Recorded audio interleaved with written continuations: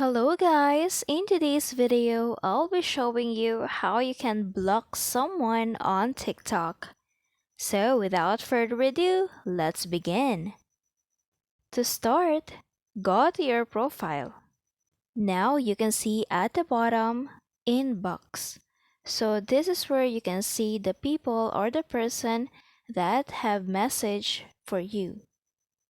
So for example, I want to tap on that inbox.